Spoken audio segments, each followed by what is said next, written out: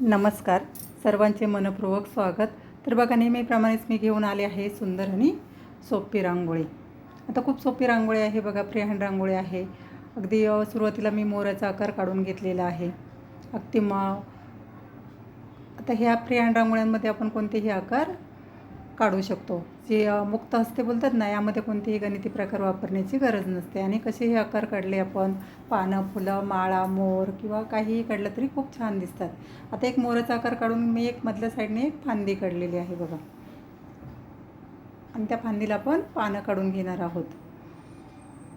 आता व्यवस्थित मोराचा आकार मी बोटाच्या साहाय्याने करून घेतला. तर तुम्हाला जर येत नसेल तर थोडासा खडूनी आकार काढून वरती कलरने जरी आउटलाईन करून घेतली तरी पण ह्या रांगोळ्या छान दिसतात. आणि ही पूर्ण रांगोळी तुम्ही सफेद रंगाने काढली किंवा सफेद रांगोळीने काढली तरी पण खूप सुंदर दिसते. आता मी मध्ये जो मोर काढलेला आहे त्यामध्ये मी कळ्या काढून घेतलेल्या आहेत बघा. आता पोपटी रंगाने मी ज्या फांद्या आहेत त्या काढून घेतल्या.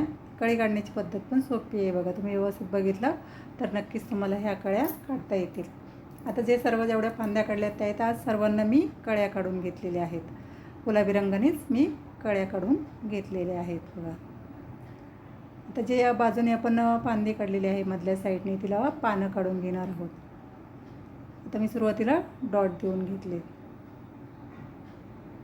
थोडा पोपटी रंग, लाईट पोपटी असा टाकून घेतला. बाटलीच्या झाकणाने थोडासा चपटा आकार घेतला आणि काडीने बघा बरोबर मधोमध रेष मारले की झालं पान तयार. अगदी सोपी पद्धत आहे ही पानं काढण्याची. जास्त काही ड्रॉइंग वगैरे करत बसण्याची काही गरज नाही.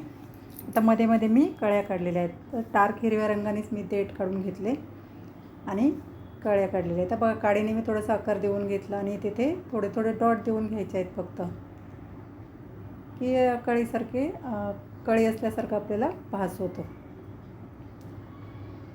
आता जी बाजूची रिकामी जागा दिसते तिथे मी ऑरेंज कलरने फुलं काढून घेतलेले आहेत. आता फुलं काढण्याची पद्धत पण खूप सोपी आहे बघा. डॉट काढून घेतले, थोडासा चपटा आकार देऊन काडीने आकार देऊन घेतला की झालं फुल तयार. अगदी जास्त काही करत बसण्याची गरज नाही आहे. अगदी झटपट होणारी ही रांगोळी आहे. आता मी सगळे जी फुलं काढली आहेत सर्व फुलं मी ऑरेंज कलरनेच काढलेली आहेत. आता जास्त काही कलर मी या रांगोळीमध्ये वापरलेले नाही. आता कसं अगदी 2-3 कलरच एका रांगोळीमध्ये वापरले तरी रांगोळीला सुंदर लूक येतो.